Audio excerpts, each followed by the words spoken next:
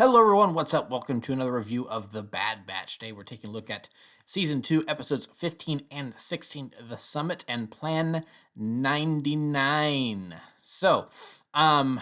First off, I think we're getting a third season. Because I know I kind of left last week off with going, I wonder if we're going to get a third season. They haven't said anything, but, it's like there's so much to wrap up in just 2 episodes. And I think it's safe to say this show is now getting a third season. At least I hope. If they go, oh, Disney Plus didn't renew the show or whatever, you can't do that. I'm sorry, you're Mr. Iger, you're not allowed to do that. You have to continue it now. And you saw what happened the last time you canceled a Star Wars animated series using the exact same animation style. People got mad and stayed mad for years and years and years until you finally went back and finished it. So, yeah, I think it's safe to say we're getting a third season at this point, which I'm excited about because, woo boy, what a couple of episodes. So, yeah, So it's funny because I think last week I was speculating that the summit. It's like, ooh, what is that? Or I've been like discussing each and every episode title for this season, like in every review. Like, it's like, what the heck does Pabu mean? It's like, what the heck could Pabu be? I don't know what Pabu means. It's like, who knows what that episode is going to be, and yeah, I was kind of and similarly for the summit. It's like, what the heck is the summit? I thought it had something to do with a mountain, and it kind of does, but it really more meant that there is this meeting of imperial minds, and they're discussing all the various projects that they're talking about and stuff. I did like that there was at least one guy in the room that was like, "Hey, clones are cool. We shouldn't get rid of the clones. We should make sure that they're taken care of and etc."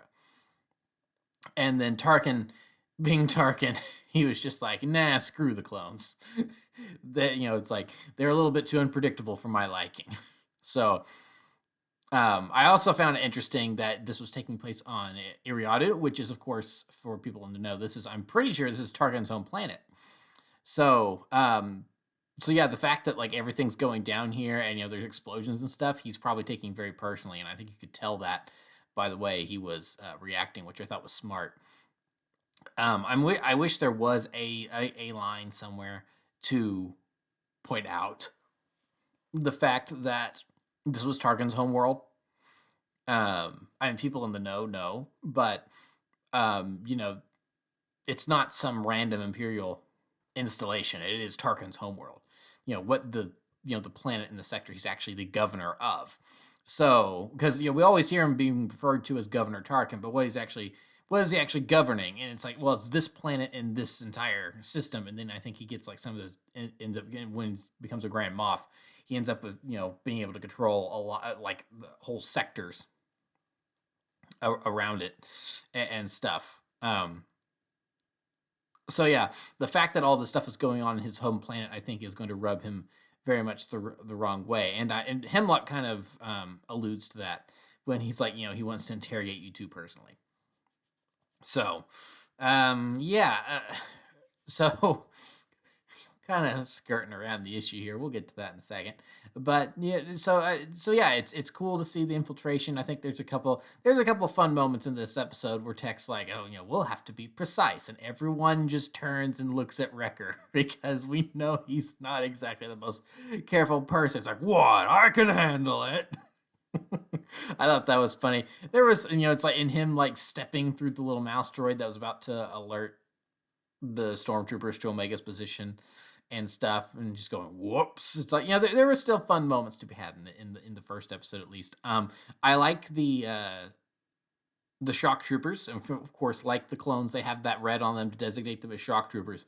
But there's something about just the red pauldrons and the minimal red markings on them that are obvious yet not showy or flashy. I really like. I think that's cool. I like this Ralph McQuarrie inspired Mark I Stormtrooper armor. I just think it's cool. And also another note: Stormtroopers are now firing red lasers. So I mean that, considering the visual effects team and everything, I mean now that they're switching over to red lasers, that has to be a deliberate choice. I feel like it's like, okay, no, they're stormtroopers now. They really are. They're not just using clone blasters. They may be using the same model, but we've changed the type of gas now to be a little more cost effective, especially since we're not fighting droids anymore, and now we're mostly worried about people since the droid army's been disbanded and shut off. So now we're firing red lasers, which is more useful against organics than machines. So I do really like the fact that oh hey, look, they're taking note, they're taking note of that. They're actually stormtroopers now.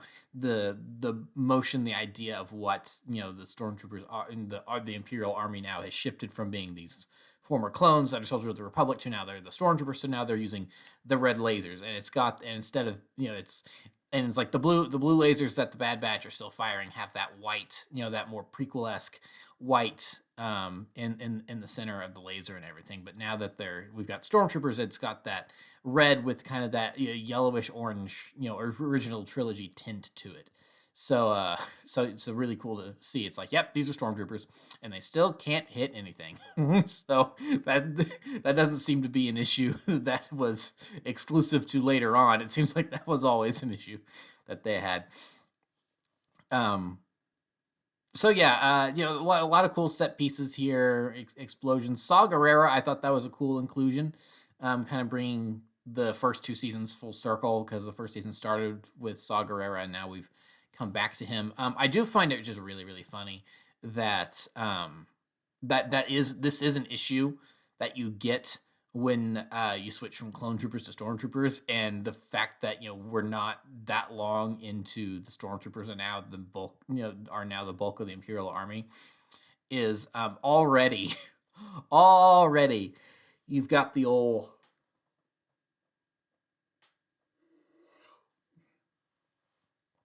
we're just gonna steal some armor and wear it, because since we're wearing helmets, no one can see our faces anyway. Trick from A New Hope, which is just such an easy.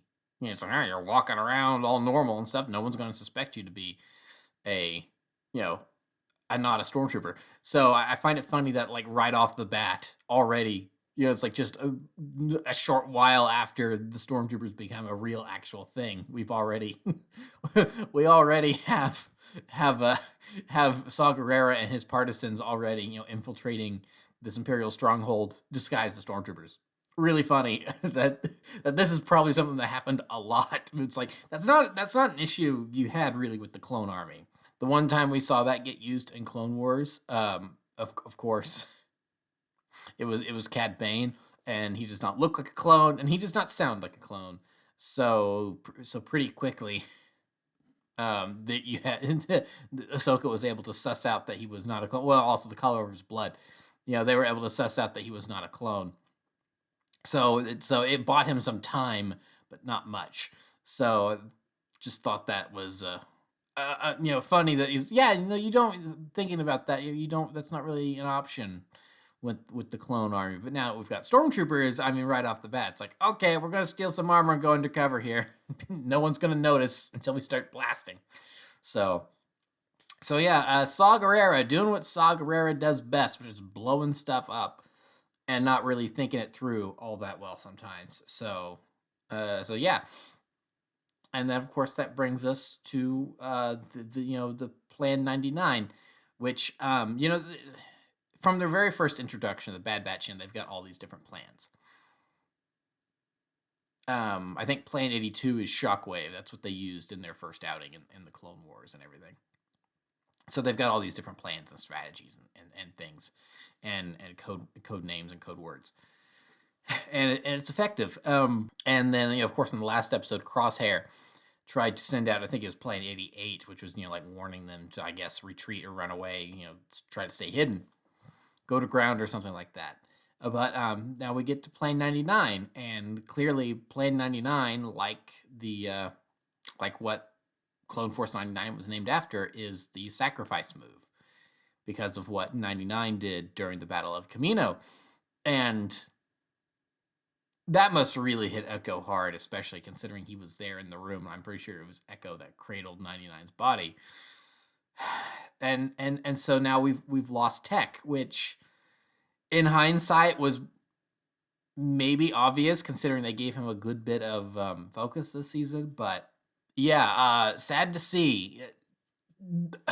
Shocking is a good word, but I didn't like gasp or anything because it wasn't sudden. They made it drawn out and everything, and you started to work through in your mind of, oh, this is happening. And yeah, you ended up figuring out what was going on. And yeah, Tech is gone. And for the record, I think he is gone. Because this is a great the whole scene was done really really well. From the sound design to when the music kicked in to the editing, I think this was just really really really really well done. From stem to stern in terms of a sequence. Of lingering on it long enough to let the audience really piece everything together and try to, because it's like, do they have ascension cables? Could he cinch himself up faster instead of having to climb? How long is Wrecker going to be able to hold the thing from falling off? Is Tech going to be able to get up in time before the whole thing comes off? And then, of course, him making the sacrifice play. And then the moment specifically where I was like, wow, that was awesome, in kind of the worst way possible, was when Tech said, "When have we ever followed orders?" Which is, for what the Bad Batch is in terms of a squad, not the show, but for what the Bad Batch is, and why they kind of existed to be unorthodox and do things that other units couldn't do and everything. The fact that they didn't really follow orders all that well, but you know what? They got the job done, and that's why they ended up going AWOL after the war was over and everything. That is, and all of them were like that in one way or another. That's a really great final line for Tech. And then the him firing the blaster, and it's silent. He says the line, it is silent, and then you just hear pew of the blaster, and then cling of the cable getting shot, and then the tram starting to fall, and then the music kicks in. Like, there's no underscore of music in that moment. Of the sad music's not already playing. Even the music is holding its breath to see how this plays out. And then Tech makes the sacrifice play. And then the music kicks back in. Everything. I just find it really cool that everything stopped for that moment. That was Tech's moment. That was his curtain call. And would it be, kind of a relief if, it's like Hemlock's lying and he was alive, like he somehow managed to survive, albeit probably injured, and then like they stunned him to take him back to Mount Tantus, and he's gonna help Crosshair and Omega bust out in the next season. Yeah, that'd be cool, but it would almost undermine what a great character moment that was. They just probably up there, one of the best clone deaths in terms of, because we've seen several self-sacrifice plays in the Clone Wars. Of course, Heavy, he's the original self-sacrifice clone in the Clone Wars. Hardcase in the Umbara arc, Live to Fight Another Day. And they always get such good final lines.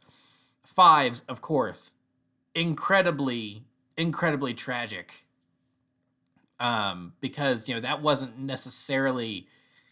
I mean, it wasn't necessarily a traditional sacrifice play, that there were lives on the line in the immediate moment, but he was trying to save the clone army, and the Jedi, because he unraveled this conspiracy and realized how far it went up to the top, and so that's a sacrifice play, devastating.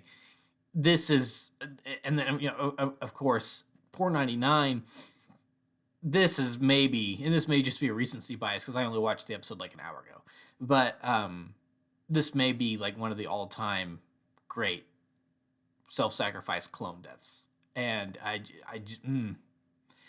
and bringing him back, even if bringing him back in any way, I think would almost undermine what a amazing scene this is.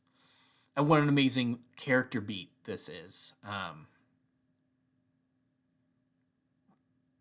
Yeah. So I think for my money, I think Tech is gone, and he will be fondly remembered. It's getting emotional just talking about it, because that's the thing that I love about this show is some people go, and I had my own issues with one of the episodes this season, as I talked about for a while. It's like, wow, that episode was real boring, but and part of what made it boring is that it's stuff we had all seen before, where I think Star Wars is at its best when it's trying new things, even if they don't always work out, like some of the plot points in Last Jedi or something like that.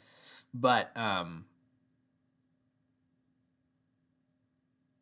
something I love about the Bad Batch as a show is that, like Clone Wars before, it does take its time to have some slice of life episodes. So, oh, we're gonna go focus on these characters for a minute, and then we'll come back to the main group. And it's like, oh, you know what? This one was a little bit more of a lighthearted adventure romp. It's like, oh, let's go treasure hunting, yay!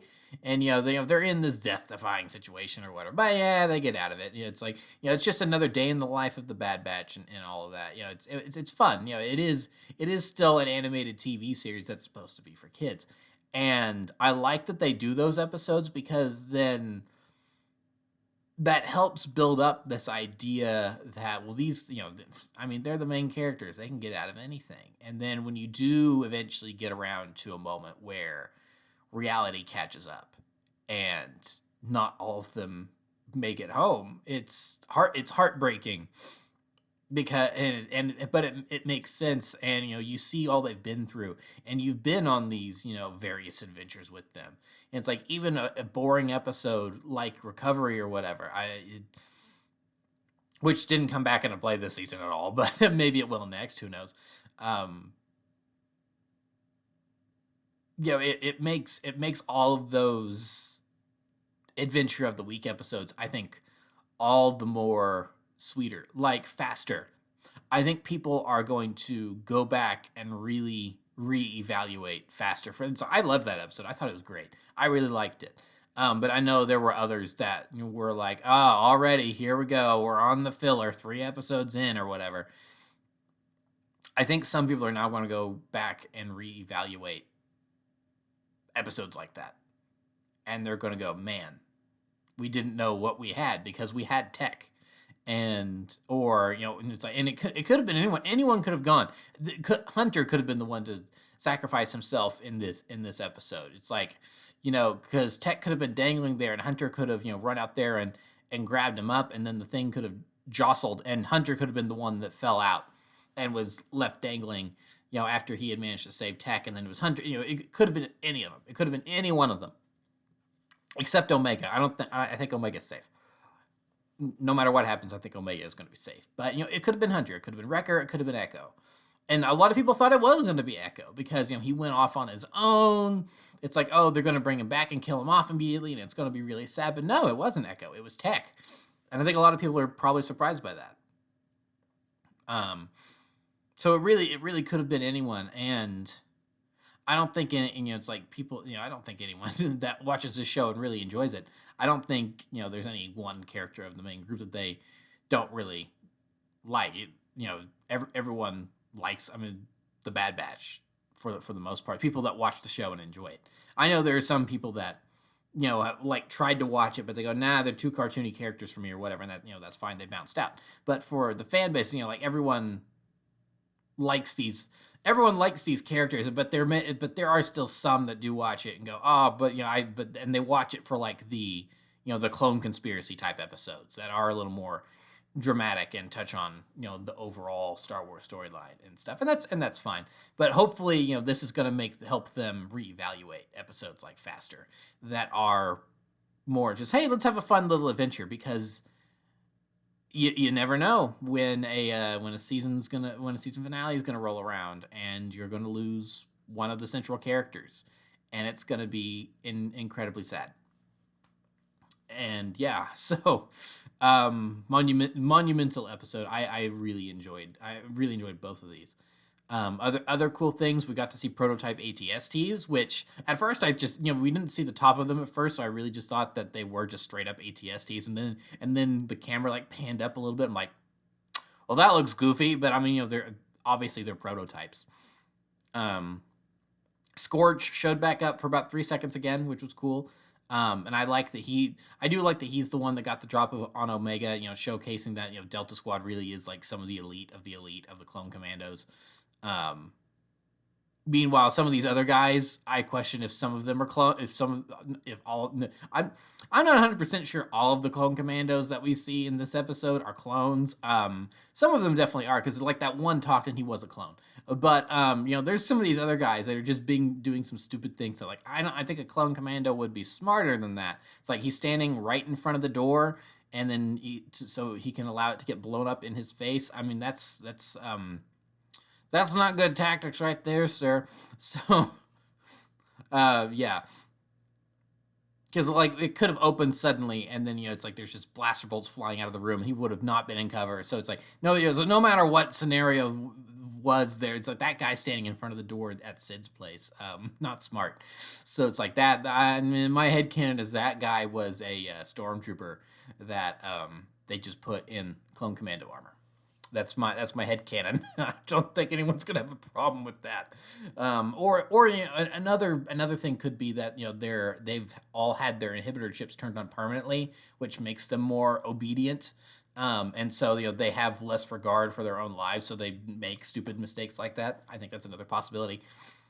Who knows? Like maybe that's something they're going to go into next season about why Scorch is doing the things he is, because I think it's going to be weird if they take Scorch and they just make him a minion, and he doesn't really have a personality, and he's just there to be a minion, and he doesn't really do anything, and he has a couple lines, but he doesn't really have a personality, and then he gets killed off somehow.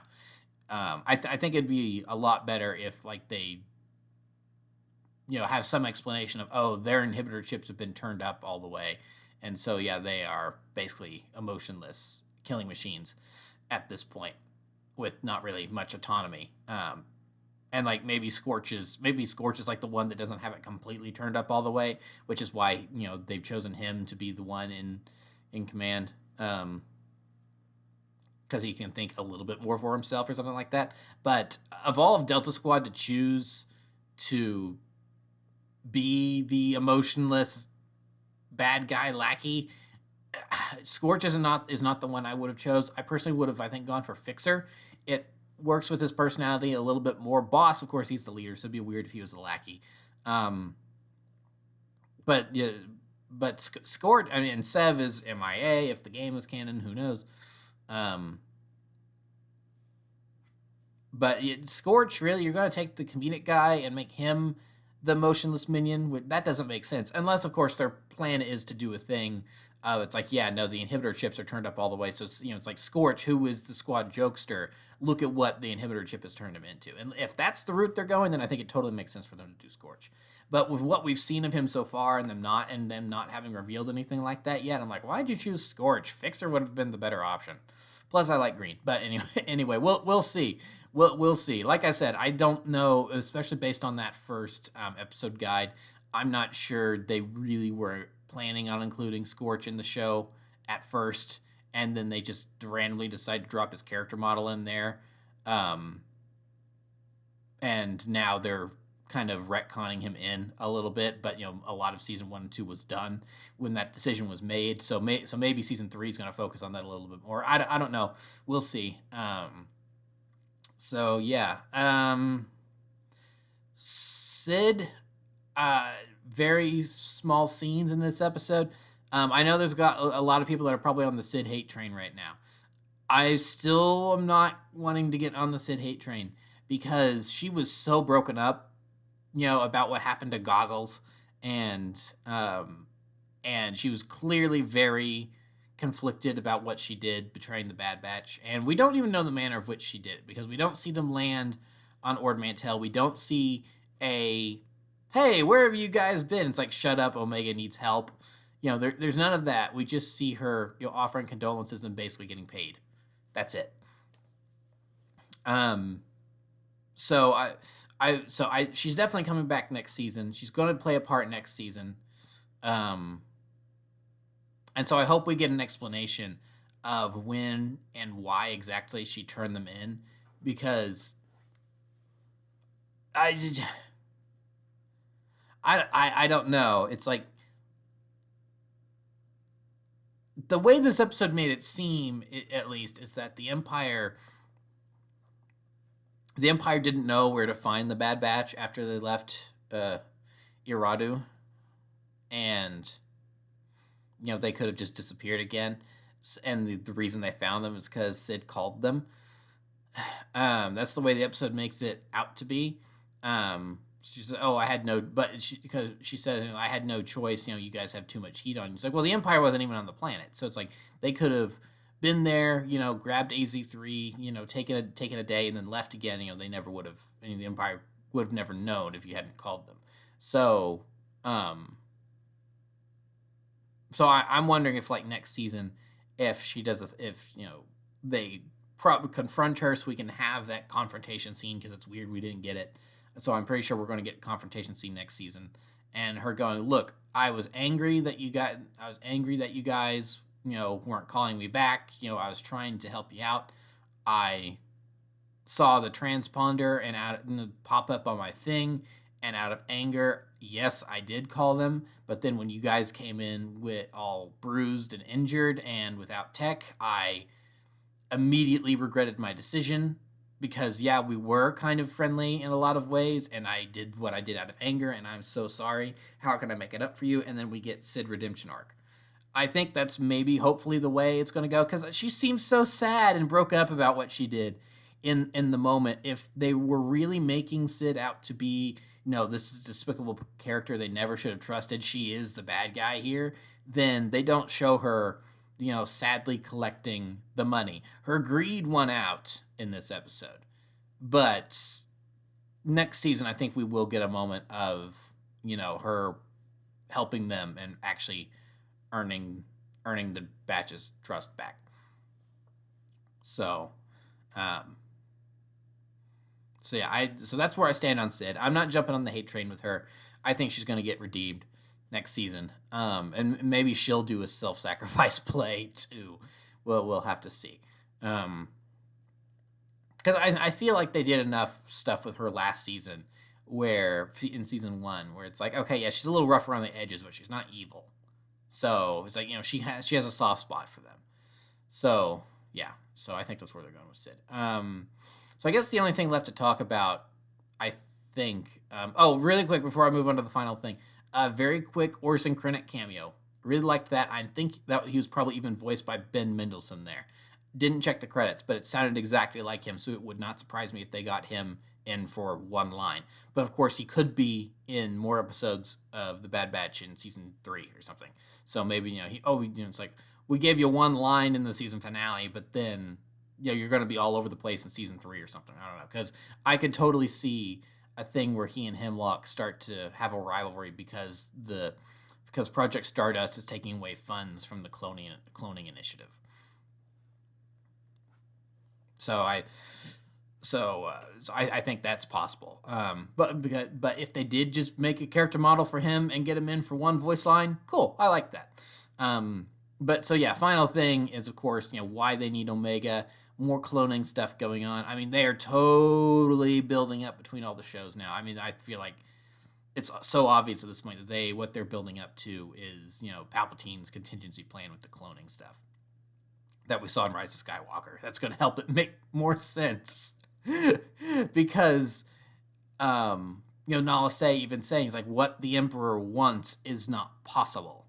And, this probably what she's referring to is the idea of transferring consciousness from one body to another. And, Hemlock's like, well, you're going to make it possible. So yeah, it's pretty, and especially with what we've seen in Mandalorian and stuff, it's obvious what they're building towards. This is all, Palpatine's backup, his contingency plan in case things go awry and he loses the Empire and dies. And it may not even be about, and I I think another idea that maybe we're all focusing on this being an explanation for um, Rise of Skywalker, and it will be, and it is, but I think maybe what the idea that they're going to be going for here in the Bad Batch era, at the very least, in Mandalorian, no, but in the Bad Batch at least, where this is not a contingency plan for Palpatine.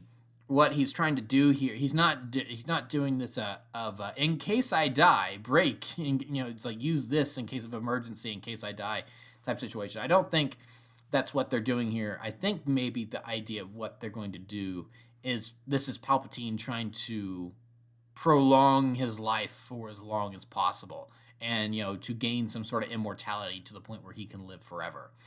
Um, be able to pass his consciousness from body to body and have this eternal empire. I think that's maybe more what they're going with in terms of the Bad Batch timeline, the part of the timeline.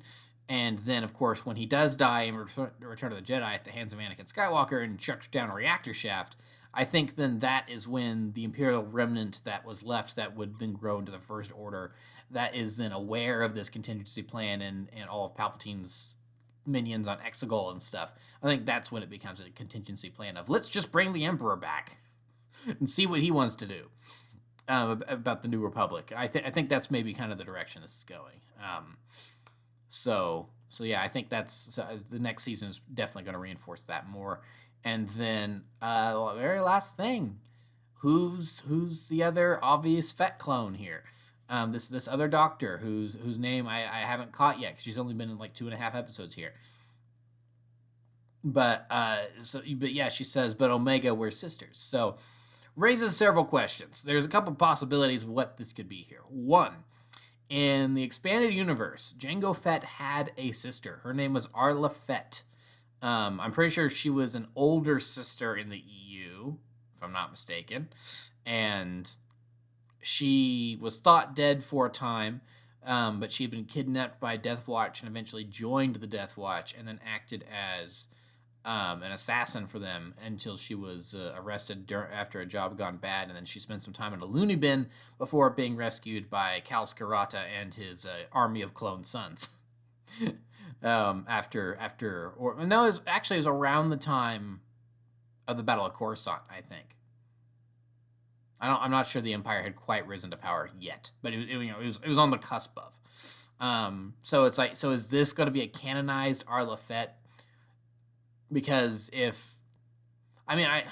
that's going to be the weird, tricky thing. It's like, well, but hold on. If Omega is a clone of Jango using his DNA, then wouldn't that make Omega Arla's niece, since Boba is considered Jango's son? But Boba is only considered Jango's son because Jango considered Boba his son. Otherwise, he's an exact identical copy. Omega, on the other hand, I guess it's tricky that way. So it's like, would Omega be a niece or sister? So I suppose it really doesn't matter. It would just depend on which way you want to look at it from that lens. So that's an option. I'm going to be curious, and so that's an option. Another option is that she is Alpha.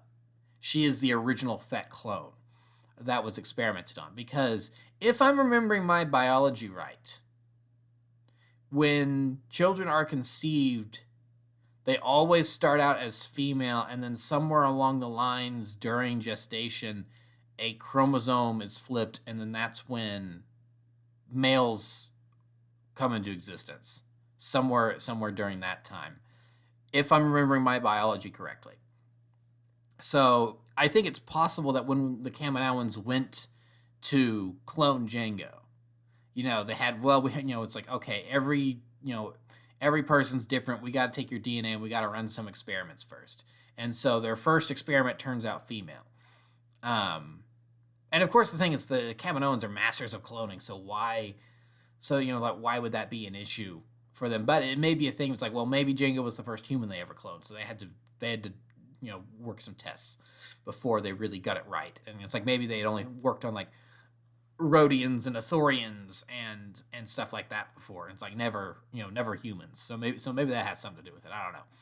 So maybe and they mention in season 1, Tech mentions that Boba is known as Beta in the Kaminoan records, and Omega is of course Omega.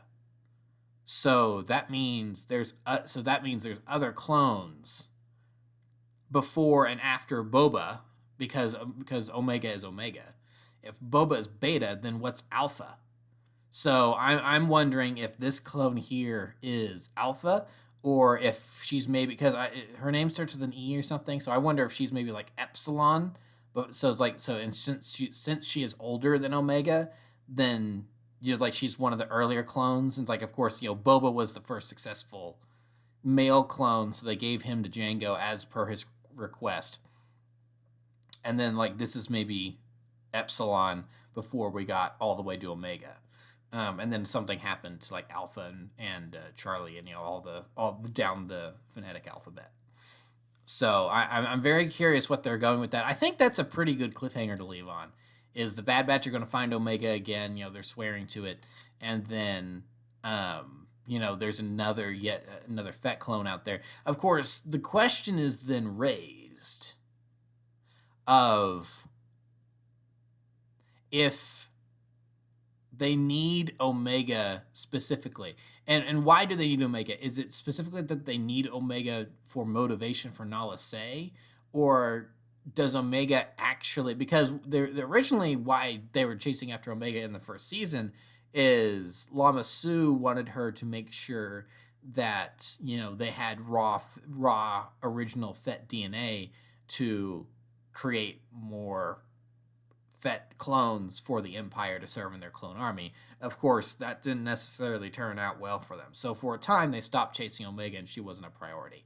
But now you've got this other party that now wants her for different reasons. So do they want Omega for her genetic material at this point, or do they just want Omega as leverage against Nala Se? I think that's an important question to be asking.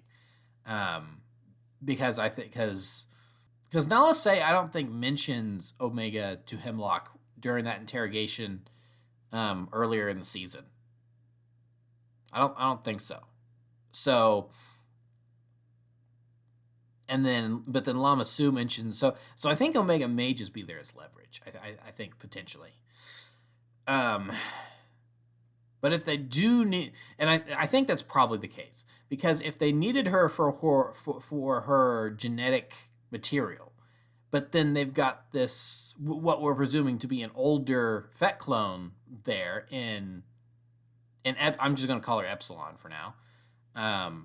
Then why do they need Omega? What's special about Omega in that case that they need Herb and they can't use Epsilon? Of course, then that's all going on the idea that Epsilon is Epsilon and she's a Fett clone.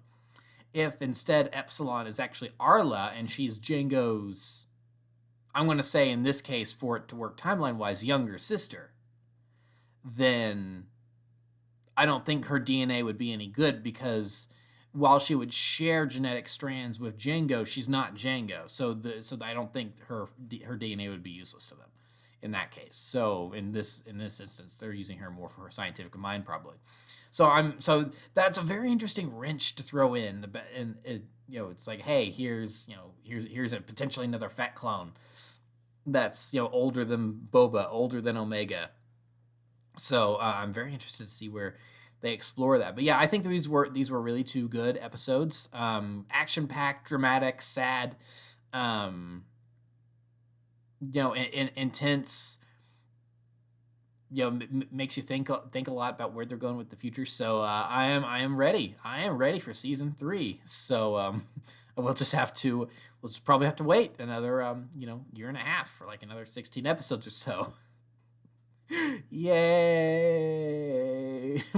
But I think something to maybe keep in mind is, why did it take a year and a half for these episodes to come out? Did it take a year and a half for these episodes to come out because it took them that long to work on it? Or did it take a year and a half for these episodes to come out because that's just where Disney Plus scheduled the show to come out?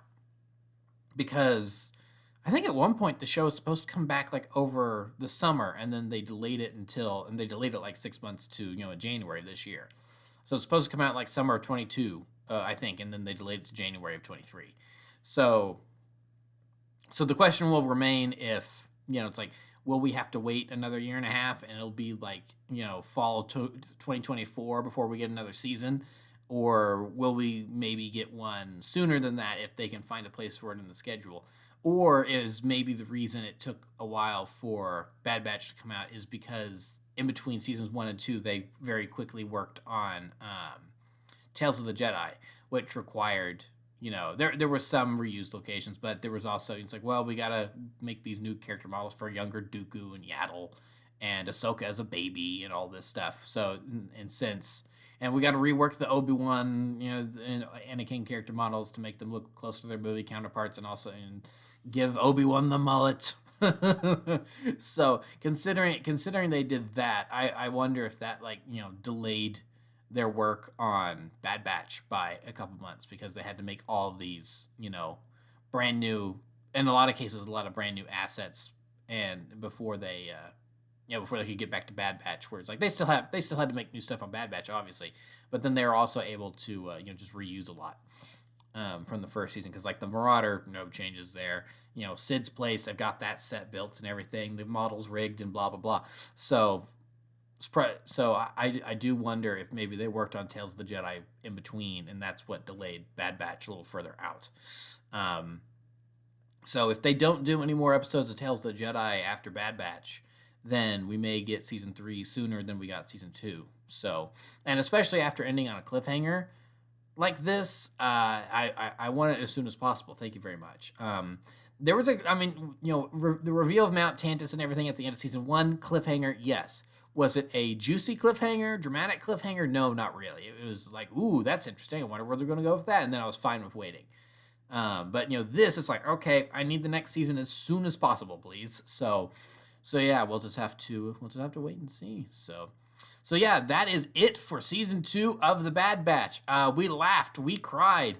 We saw things explode. I thought this was a really good season. This was a really strong season. Minus that one episode. Retrieval can just just blah.